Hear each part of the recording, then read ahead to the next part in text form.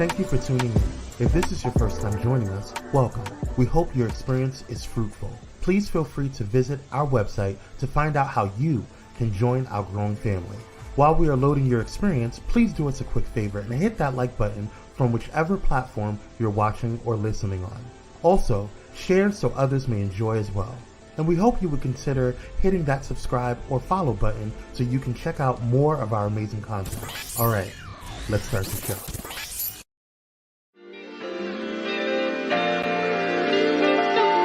And you better talk to me nicely. Next to blow, little bitch, I might be. Oh, can't forget all the days they overpriced me. So now that we up, don't good advice we know. Talk to me nicely. I know that they heated, we getting icy. Whoa, can't forget all the moments they overpriced me. So now that we up, don't good advice we know. We on top, flipping the bird, they going sick. But I'ma make a meet. Hey everybody, it is I, Hope Giselle, and I am back with another episode of I Have Thoughts. I'm sorry, that theme song just always puts me in a good mood. I don't know if y'all like actually really get into it the way I get into it, but I'm just letting y'all know that song puts me in such a good mood. Like, y'all remember Deliver Us from Eva, how the sisters had the theme song? And I can't remember what it was, but it was a really good song. And like for a while after I watched that movie, I was like, that's a really good theme song. It's not mine, but I understand why somebody would, why, especially some sisters, would make that their song. And I feel like this is about to be my song. Like, I don't even listen to this artist like that, but this particular song just makes me feel so good. The only thing that would fuck me up if he like happens to be like homo-mystic or trans-mystic or some shit like that. But as long as he not none of those things, this is gonna probably be my jam. So yeah. Anyway, what is up, y'all? Unless y'all have been underneath a rock somewhere or whatever the case may be, you have heard about rapper Young Jock, okay? And girl, sis with the Auntie Tammy cut decided to come out of her woodwork and, say some things about who she wanted to perform in front of and who she didn't want to perform in front of, or whatever the case may be. Okay. So recently, Young Jock, who is the It's Going Down rapper, right, best known for that song, had us all in the chokehold. And Baby basically went on to Vlad TV, and Vlad asked, as Vlad always does, because Vlad is definitely the feds, these questions that are pressing for propaganda, okay? And essentially, Vlad asked, Young Jock, if you got, technically, let me say this because I want to get the story right. What happened was rapper Lil Boosie, who we all know to be very homo and transmisic, was offered this offer, to which he turned it down. Vlad then kind of sort of told this story to Jock, and Jock volunteered bigotry by saying, well, I wouldn't do it as well, X, Y, and Z, blah, blah, blah, blah, blah. But the reasoning for why Jock wouldn't do it came at two very astute points, right? The initial point was, I don't want to take that money because I don't support that lifestyle, right? My morals are not lined up with that. If that's your lifestyle, if that's what you want to do, then you go and do that. I don't have a problem with that, but I don't want to perform for those people or be supporting that, right? As if your performance would support anything that queer people have going on, but let me not get ahead of myself. Then his other point was, I would prefer to not have an audience where men were looking at me with lustful eyes. Now, y'all, I'm going to start there. And I knew that y'all knew I was going to start there, but I want to reiterate it so that we know where we're about to start, right? And then I'm going to move down a conveyor belt, but we got to start there. Now, I don't ever like to just like come for people's looks or tear people down based off of the way that they show up in the world, because there's a lot of things about myself that I don't like the way shows up in the world. When I don't have on makeup and y'all can see my little imperfections and all of the thing, I don't like that, and I don't want a bitch to call that out. I don't like that my shoulders are as broad as a motherfucking, linebacker, but there ain't shit I could do about it. And when people call it out, I feel a type of way. I also don't like the fact that my jawline is a little squarer than I would like for it to be. A lot of people love it. I don't. I feel like it gets me clocked, and I don't like being clocked, because being clocked could be violent for a bitch like me, right? So we all have things that we don't like about ourselves.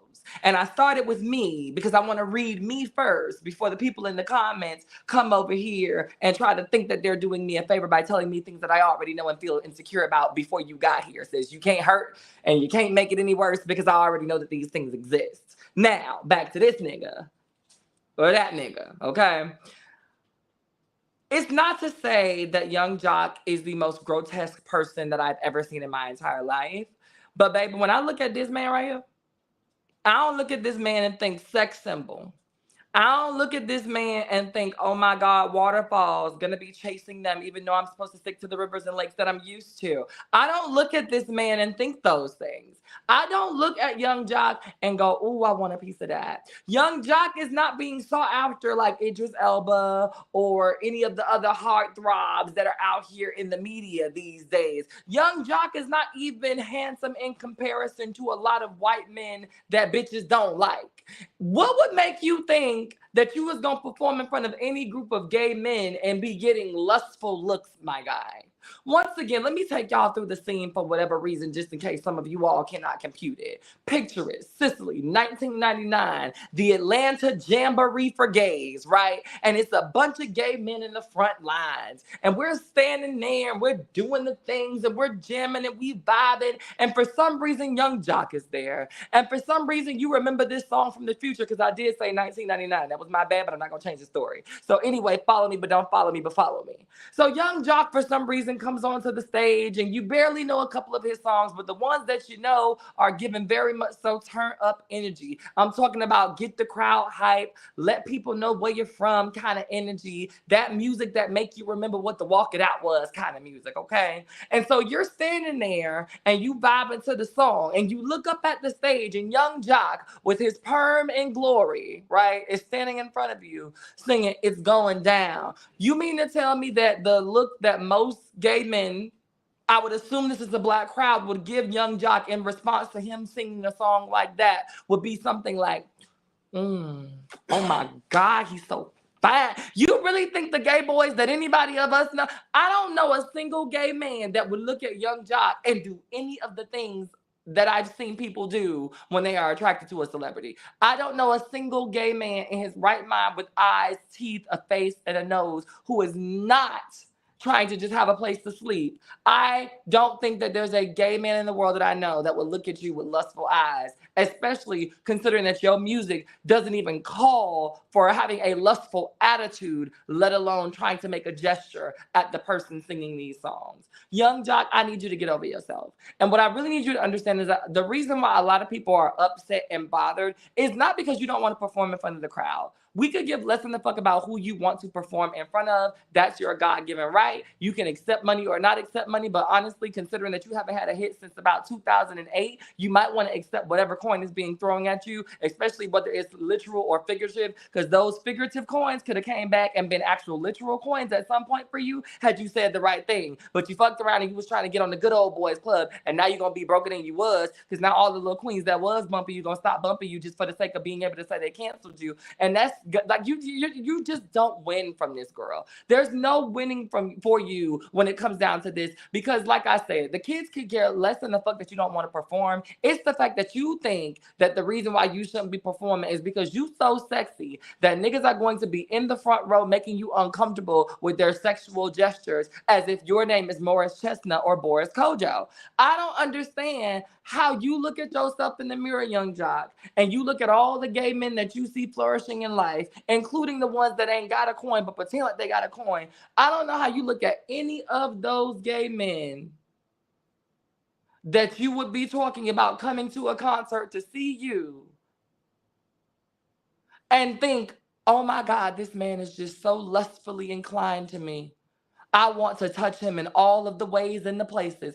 I just don't think that there are gay men out there doing that. And the gay men that would be interested in you are likely going to be the ones that are giving mass for mass or DL, which in that case, you still would not get that response at a concert. So make it make sense. The fact that you think you are so motherfucking fine that that is your defense for not wanting to perform in front of the gays is ridiculous. Now let's get into this moral compass bullshit. When we talk about young jock saying something like, oh, my morals, you're a rapper. End of story. You ain't a conscious rapper. You ain't Most Def rap. You ain't Nas rap. And even that's borderline, right? You are not Common.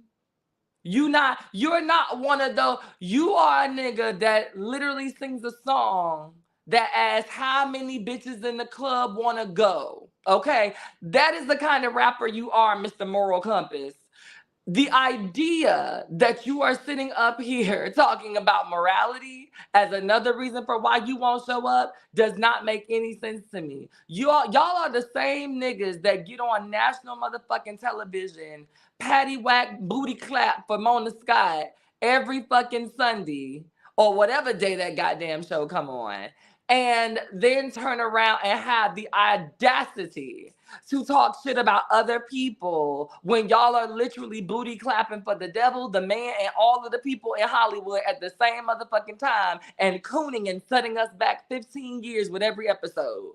Like, I don't understand how you have the nerve, the unmitigated gall to decide that one of your excuses for not wanting to perform for the queers is because you don't understand it morally. That, my guy, is not a hill you want to die on. And I think that what a lot of y'all who are trying to defend him based off of bigotry and he himself are missing is that folks are not mad about the fact that you have a choice.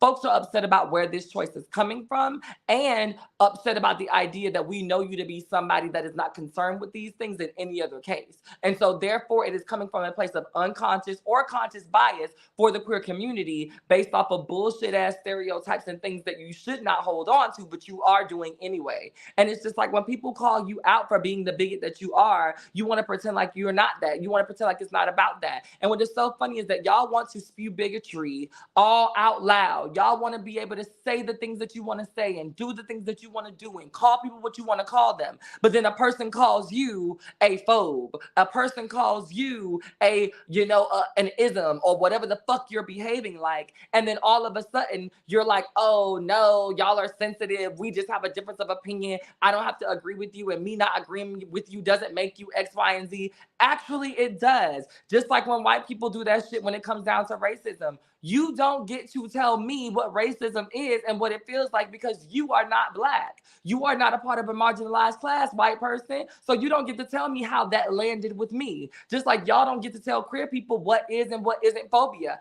I know where it's coming from, and it's usually coming from a space of pure and unadulterated hatred. But since y'all don't like the idea of being called phobes because you ain't scared of nobody, a lot of you mystic and people engaging in missia are fucking horrible. And if you don't know, look it up. But for the first time, I'll give it to you for free. Missia is a word that means unfounded hatred or disdain for. It is the unfounded dislike or discharacterization of a people or a person based off of reasons that you don't know or a very specific reason, usually stemmed from a bigoted place, racism, or any other, sort of like negative place, okay? So since y'all don't like that, y'all are not homophobes, y'all are homomistic. You are engaging in homomissia. You ain't transphobic, you're transmistic, and you're engaging in transmissia. And I need y'all to understand that with your full chest. But when it comes down to this whole, young jock situation, I think that he needs to understand the real intent behind why he was saying what he was saying. And I think that folks who are trying to just come to his defense because you don't like the queer community need to also understand how harmful it can be when you just decide that you are going to excommunicate an entire group of people based off of things that you don't excommunicate other groups of people for. It never feels good to be excluded for something that you don't feel like you can control. But I'll see y'all after the break to discuss it a little bit more. Talk to me nicely. Next to blow, little bitch, I might be. Oh, can't forget all the days they overpriced me. In a world filled with diversity, where radical faith and progressive believers come together, there's a place that's breaking all boundaries and embracing believers from all walks of life. Bullet and Flight Radio, where believers unite, boundaries break, and love triumphs. Step away from the chaos and noise of your daily life. Experience moments for yourself that are calm, serene, and full of peace. A necessary respite to foster growth within you, because self-care should be luxurious. Lux and Noir.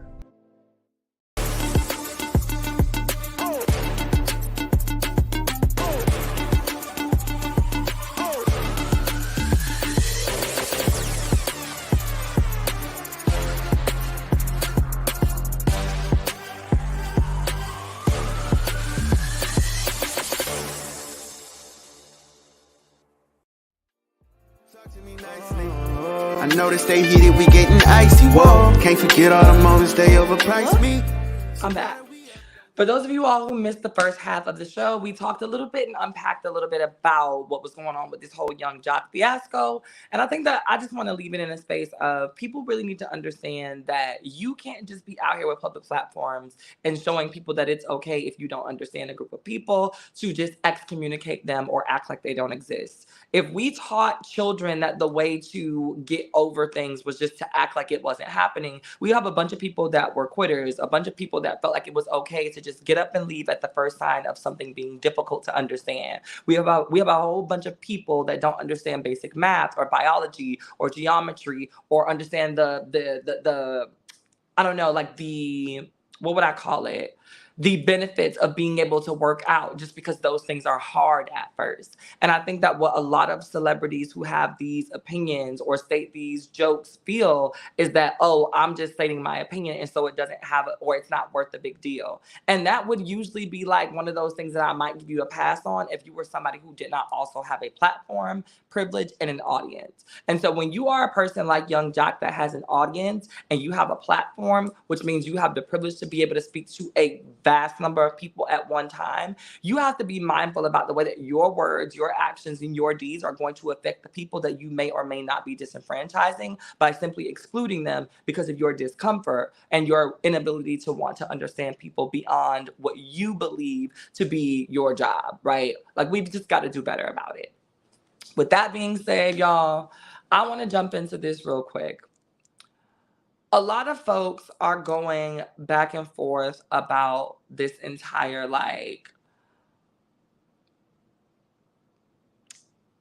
there's an understanding of privacy, lack of privacy, respect, lack of respect. And there are so many celebrity couples that are on the air right now. But what I'm hearing a lot about is Blueface.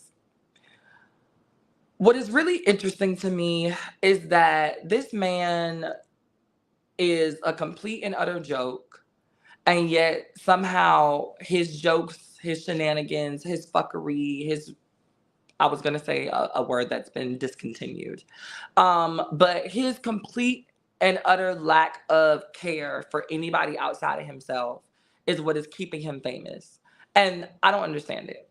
So if y'all haven't already heard, because this is fairly new news, and if you're not a person that's looking for the things to be able to discuss, you might have missed this and you might not have come across your feed just yet. But there are a series of tweets of Blueface talking about his mother. In these tweets, he does everything and say that he understands why she's not really in a relationship because she fucks all of these men for money. He is laying his mama out in this series of tweets, right? Directly before those series of tweets, he proposed to his new Instagram Fashion Nova ant-bodied girlfriend, right? And I think a large part of this was just to be fuck you, Krishan, and like, look at what I can do. And there's this whole entire spectacle that's been going on around this boy's like life and celebrity since the day he became famous. And there's a lot of things going on, but there's no music. And what I find to be really interesting and really funny about this is like when I look at this young man, like look at these photos. Look at this is him and his new now fiance, you know, and like this is what Black men look at. And they will give accolades, they will give all types of like, you know, kudos and be like, oh my God, look at Black men succeeding. He's just rapping. He's just adding to the culture, X, Y, and Z, yada, yada, yada. But this man is beating on girls left and right. This man is cussing his mama out. Like, this man is doing all of these disgusting things. I hate to be a respectability politic ass bitch right now, but aesthetically, what the fuck did you do with all these tattoos all over your face? Like, it's unbecoming. And it would be a difference if it was actually becoming. It would be a difference if it felt like it was art. This feels like a caricature of somebody that he feels like he needs to be in order to survive. And so I'm thinking about the idea that like there are some men and a lot of Black men in community that will sell their soul to the streets and be out here slanging and wanging until the day that they fucking die. Then you have other people and other Black men that sell their souls to the industry. And I feel like when it comes to a lot of our Black culture, a lot of us have embodied this idea of what it means to be a positive Black man by being a stereotypical Black man in one way, shape, or form, right? And I think that Blueface is getting all of this platforming, and I feel like he's getting all of this room to misbehave in the way that he's misbehaving because he is what I think a lot of our Black men believe to be masculinity. He is what they believe our shining examples of exemplary Black men who climb out of the hood and keep it real are supposed to look like. But meanwhile, you have excellent and ridiculously educated and ridiculously well-versed and well-traveled and just like beautiful Black gay men that are contributing to the culture and having to justify why they deserve to have a voice in a space that they were born into because it is their birthright as Black people. It just doesn't make sense to me that you have folks that are literally waking up and keeping you all's attention. And I'm reading through the comments and I'm reading through, you know, all of the dissertative papers that some people are writing, trying to like make sense of his life by making him this troubled boy and making him, you know, this person that had to struggle and all of these different things. But then when we ask you all to give grace to the queer people that boys like him, right, have put them through, there is no grace for that because you have the right to choose, or you should have chose better, or like that's just on you. Like we all get dealt a shitty hand. And one of the things that I wanted to bring to you all today is something that I'm constantly talking about because it means a lot to me. But I am no longer dealing with allies. I don't want allies. I want accomplices. And accomplices are people that are going to get their hands just as dirty as I'm going to get mine. I can't fuck with people who are still following the shade room, knowing that they only post things about queer people just to get a response, and a negative one at that. I'm not following Jason Lee. Like all of these people that are like still contributing to the negative media that we see about people that you know to be good folks. I don't want you to be out here telling me like, oh, I know that not all queer people are like this, if you are supporting platforms that literally only paint us that way. I'm not continuing to foster relationships with people who are saying, oh, I'm an ally, but every single time something happens, all you've ever done was repost a picture. Like, what happened to those donor dollars that you spent in Martha's Vineyard? What about your daddy's bank account that you clean out any other fucking time to go to fucking Tahiti or to invite me on your private jet? Like, all of those things count.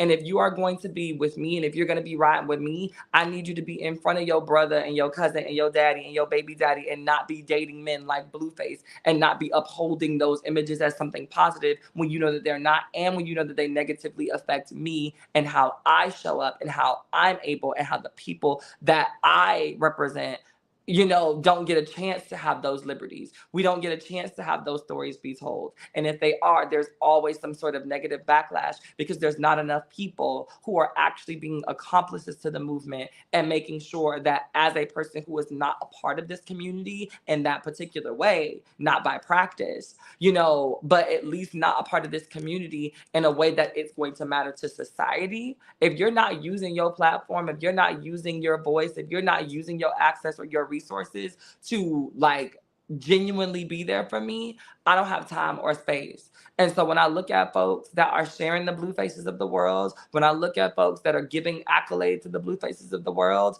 and I listen to the way that people praise those folks, but then turn around and say that Black queer people are the reason why there is no progression in the Black community, I can't, I can no longer stomach the idea of continuing to just accept allyship as my default when I know that there's something deeper, better, and more necessary.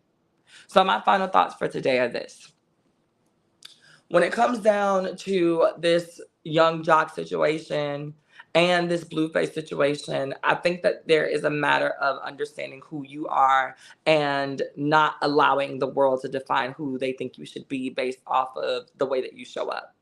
I think that a part of Young Jock's need to distance himself from Black gay men is because he knows what it feels like to be assumed to be one.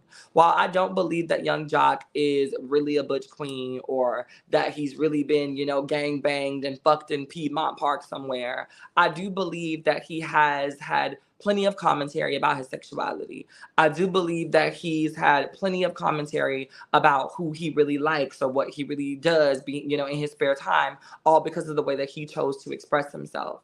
And I think that considering that white boys do those same things all the time and Black men have to feel stifled in their self-expression, there's a large part of him that probably has resented the community because he understood that he was not strong enough to fight the battle that so many gay Black men fight to be able to embrace their individuality every single day. And rather than take that and compartmentalize it and put it into something positive, he decided that he was going to stand on the opposition side. And I think that he realized on that day that it does not work to be on the wrong side of history ever, and especially not when it's talking about being able to just maintain your own sensory thought around how you want to show up in the world. When it comes down to the blueface era and the folks that support him, I don't mind you all, once again, the same way that y'all did Young Jock, or the same way that Young Jock did himself, taking the time to analyze what you want to see out in the world. It is not to say that there can't be room for a blueface character, but what can be said and what should be said is that there needs to be room for nuance. Not every man is going to show up the way that you want them to. Young Jock is a perfect example or a prime example of not wanting to necessarily show up as the rapper that you all saw fit for him to be. We see Blueface doing exactly what you all want and not necessarily being the best example for the youth or the kids or the people that y'all claim that y'all are doing this for based on morals. So can we just allow for Black men to be able to be the best versions of themselves and also hold ourselves accountable for being guys when we see that they are not being the best version of themselves? It's okay to support Blueface, but it's not okay to support him and not tell him where he's dropping the ball. It's not okay to be in his entourage and not tell him that his behavior is shitty. It's not okay to be his manager and allow him to think that he can treat women like this and have these conversations and do these things openly on the internet. Because the generation that I grew up in, our celebrities were fucking never. They would die before a scandal came out, which is why when scandals actually came out, they were big fucking headline news because nobody wanted things to pop out about them. People weren't leaking tapes and talking shit about their moms on Twitter. And I feel like when it comes down to it, these young men, especially Black men, are so fucking lost about the way that they need to show up because there are so many people telling them who to be, how to be, what to be, and what makes you a man that they've lost all sight of having truth. There is no mystery, there is no lack of drama, and there is no fucking alpha male. It's just a bunch of goddamn betas with a microphone waiting on their next fix, their next hit, or somebody to ghostwrite their next fucking album. And at this point, we've got to stop supporting that shit and holding them accountable for being better. Because they are. Until next time, have the day that y'all deserve. And I'll see you around. Talk to me nicely. I noticed they heated, we getting icy. Whoa, can't forget all the moments they overpriced me. So now that we up, don't good advice, we know.